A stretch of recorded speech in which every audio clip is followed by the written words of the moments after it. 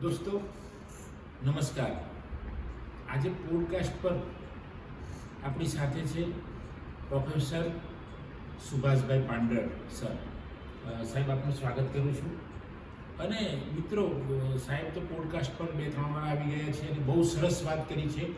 અને એમની વાતોથી આજના યુવાનો અને સમાજને એટલી બધી પ્રેરણા મળી છે કે યુટ્યુબ ચેનલ ઉપર પણ ઘણી બધી કોમેન્ટ્સ સારી પોઝિટિવ એમના વિશેની આવી છે કે સરે સરસ વાત કરી.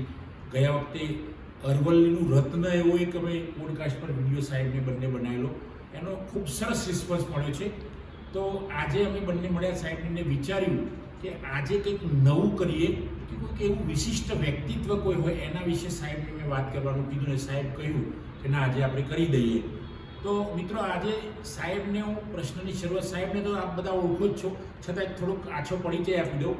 સાહેબે અત્યાર સુધીમાં, પાંડર સાહેબે અત્યાર સુધીમાં 40 પુસ્તકો લખ્યા છે, 200થી 225 જેટલા લેખો, ન્યૂઝપેપર, સામયિકો, જુદા જુદા જર્નલ્સ, એમાં બધા જ મૌલિક લેખો છે, એમના રિસર્ચ પેપર્સ છે, એટલે વિવિધ પ્રકારના લગભગ 200થી 250 એમના આર્ટિકલ્સ છે.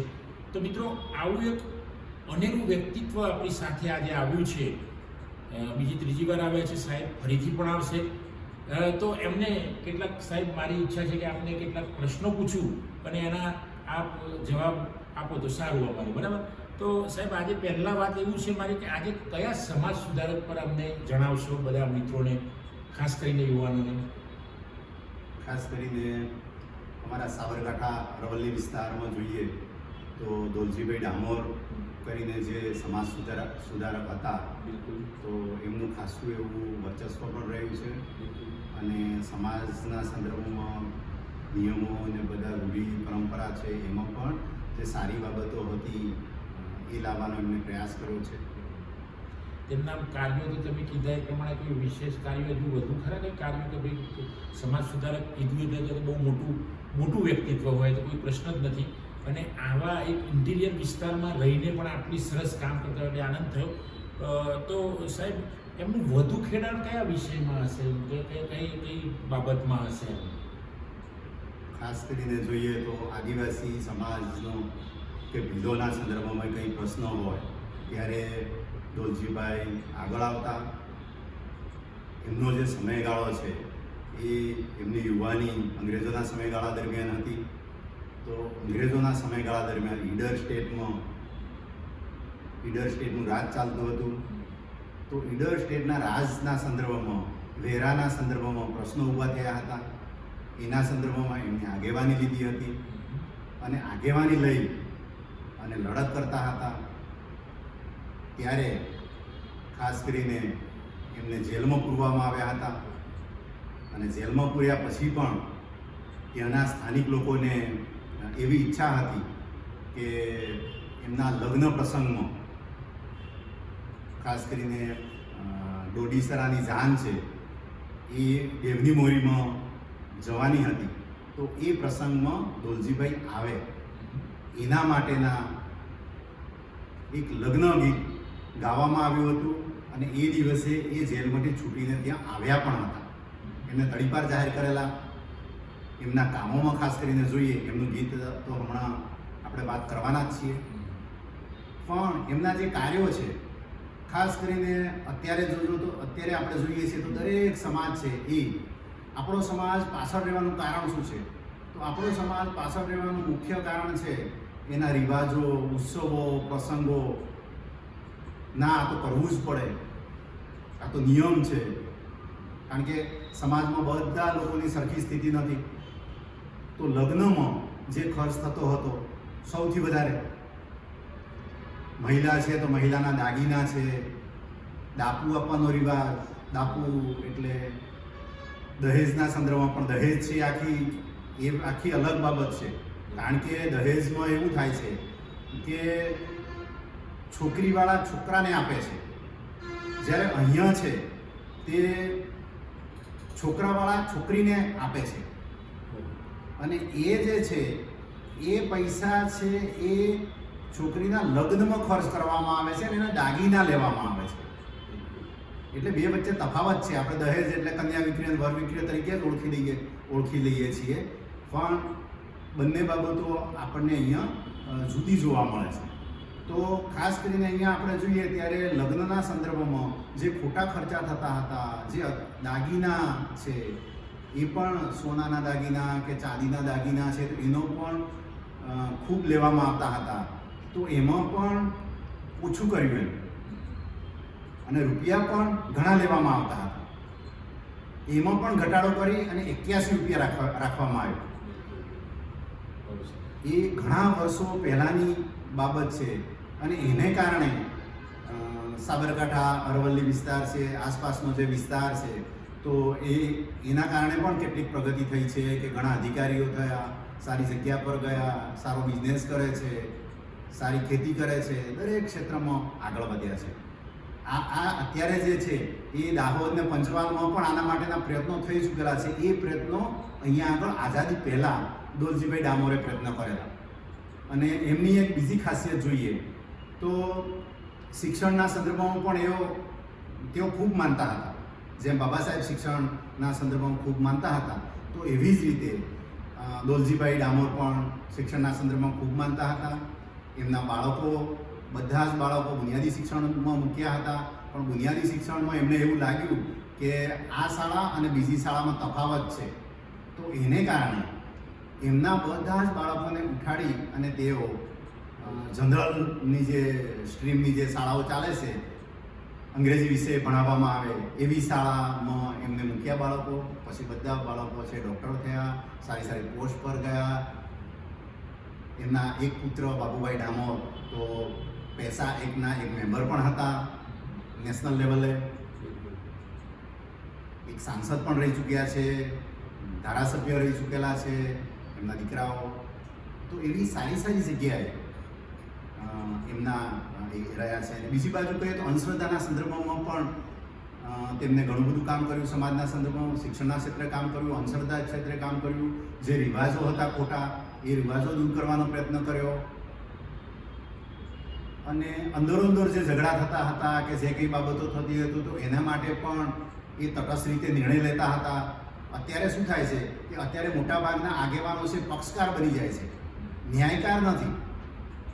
કોઈ પણ જગ્યાએ કોઈની પાસે હું મારી વાત લઈને જાઉં તો કાં તો મારું માની લેશે, કાં તો મારા સામેવાળાનું માની લેશે. એટલે પક્ષકાર બની જાય છે. કાં તો મારા તરફી થઈ જશે, કાં તો સાહેબ તરફી થઈ જશે. એટલે પક્ષકાર છે, ન્યાયકાર નથી. અત્યારે જે ભણેલા ગણેલા મારા જેવા જે છે તો એવા એ ભૂમિકામાં છે, ન્યાયની ભૂમિકામાં નથી. તે વખતના વળી દોલજીભાઈ ડામોર એમની સાથે જે લોકો જોડાયેલા હતા તેઓ ન્યાય છે એ તટસ્થ રીતે ન્યાય આપતા અને બંને જણને કહેતા, મારી ભૂલો મને પણ કે, એમની ભૂલો એમને પણ કે. ન્યાયિક પગલું. કોઈ પણ કંઈ ઘટના બને છે, કોઈ બનાવ બને છે, કોઈ એક જ પક્ષનો દોષ હોય છે એવું નથી. જનરલી લોકો એક જ પક્ષને દોષ માનતા હોય છે. કોઈ એક પક્ષનો 40% કે 80% દોષ હોય, કોઈનો 20% હોય, કોઈનો 60-40 હોય. કોઈ પક્ષનો પક્ષ લેવો એ પેલું ઓછું કરે. હવે બીજું સાહેબ હું શું કહેતો હતો કે એમના સંદર્ભમાં કેટલાક સર્જન પણ થયા છે, લોકોએ કર્યા છે, લોક સર્જન.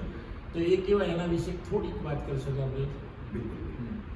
ખાસ કરીને લોકસર્જનના સંદર્ભમાં જોઈએ તો જ્યારે એમને જેલમાં પૂરેલા, જેલમાંથી જે ડોડીસરા ગામની જાન હતી એ દેવની મોરીમાં ગઈ હતી. અને દેવની મોરીમાં ગઈ હતી ત્યારે એમને એવું હતું કે અમારા લગ્ન પ્રસંગમાં, અમારા દીકરીના લગ્ન પ્રસંગમાં દોલજીભાઈ ડામોર આવે, એના માટેના પ્રયત્ન થયા. એના માટે તે વખતના ગાંધીવાદી જે નરસિંહભાઈ ને જે હતા તો એમણે પણ પ્રયત્નો કરેલા, એમને તડીપાર જાહેર કરેલા, આ વિસ્તારમાં તમે પ્રવેશ ન કરી શકો એ પ્રકારનો તડીપાર એમને જાહેર કરેલા.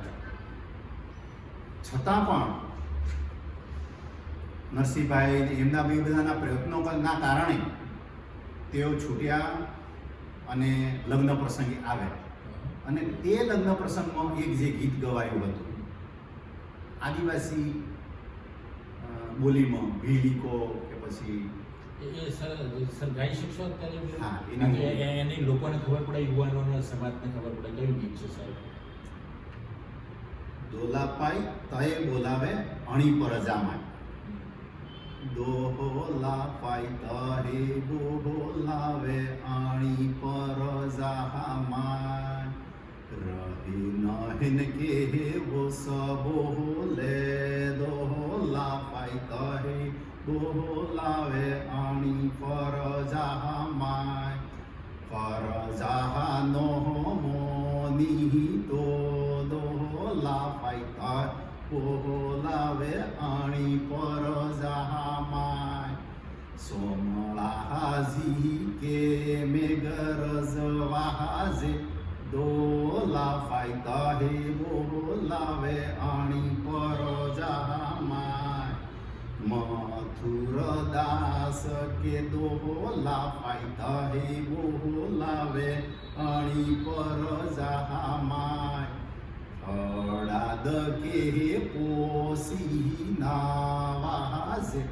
દોલા ફાઈતા હે બોલાવે આણી પર જહામાય ગંગાહારું હે દોલા ફાઈતા હે બોલાવે આણી પર જહામાય લીબડું કે લાહાળે પીવાજે દોહલા ફાઈતા હે બોલાવે આણી પર જહામાય ગલજી લાલુ વાજે દોહલા ફાઈતા હે બોલાવે આણી પર જહામાય તન હોર કે પણ મેરવાજે દોલા ફાઈતા હે બોલાવે આણી પર જહામાય વાલજી બરંડા વાજે દોલા ફાઈતા હે બોલાવે આણી પર જહામાય સીતર જો કે બહાળે હેટુ વાજે દોલા ફાઈતા હે બોલાવે આણી પર જહામાય જહાગીરની રાડ હે દોલા ફાઈતા હે બોલાવે આણી પર જહામાય અંગ્રેજો ની રાડ હે દોલા ફાઈતા બોલાવે આણી પર જહામાય. વેરી ગુડ, બહુ સરસ સાહેબ, બહુ સરસ. આનો અર્થ આપણે બીજા વિડીયોમાં કદાચ આનો તમે સમજાવજો અમને, પણ ખૂબ સરસ આટલું બધું તમે જે કલ્ચરલ આપણે જે કે સંસ્કૃતિ આપણી આદિવાસી સંસ્કૃતિનું આ ગીતનું જે સર્જન લોકોએ દોલજીભાઈ પર કરેલું છે એના પર ખૂબ સરસ પણ આપે એને સોનામાં સુગંધ મળે એમ આપે અને જે ગીતનો જબરજસ્ત ગાયું અને એકદમ તળપદી આપણી જે ભાષામાં સાબરકાંઠાની અને આપણું કલ્ચર આપણી સંસ્કૃતિને તમે એકદમ ઉજાગર કરી. આજે ખૂબ આનંદ થયો સાહેબ. અને આ નેક્સ્ટ વિડીયોમાં આના વિશે આપણે વાત કરીશું. તમે પાંડર સાહેબનો ખૂબ ખૂબ આભાર, કારણ કે આજે ખૂબ સરસ આ તો અદ્ભુત વાત. હું એમનો મિત્ર છું છતાંય મને ખબર નહોતું કે આટલું સરસ સાહેબે ગીત ગાયું. અમારા સ્ટુડન્ટો પણ સામે બેઠા છે, એમને પણ ખૂબ આનંદ થયો. સાહેબ ખૂબ ખૂબ આભાર. આજે આપનો આ વિડીયો બહુ સરસ બન્યો છે. મિત્રો, આપ સૌની અમે બંને મિત્રો રજા લઈએ છીએ. પોડકાસ્ટનો આજનો અમારો આ વિડીયો, અમારો આ કલ્ચરલ વિડીયો આપ સૌને પસંદ આવે અને લાઈક કરો, શેર કરો, કમેન્ટ કરો અને ચેનલ સબસ્ક્રાઈબ ન કરી હોય તો સબસ્ક્રાઈબ કરો. થેન્ક યુ દોસ્તો. જય હિન્દ, જય ભારત.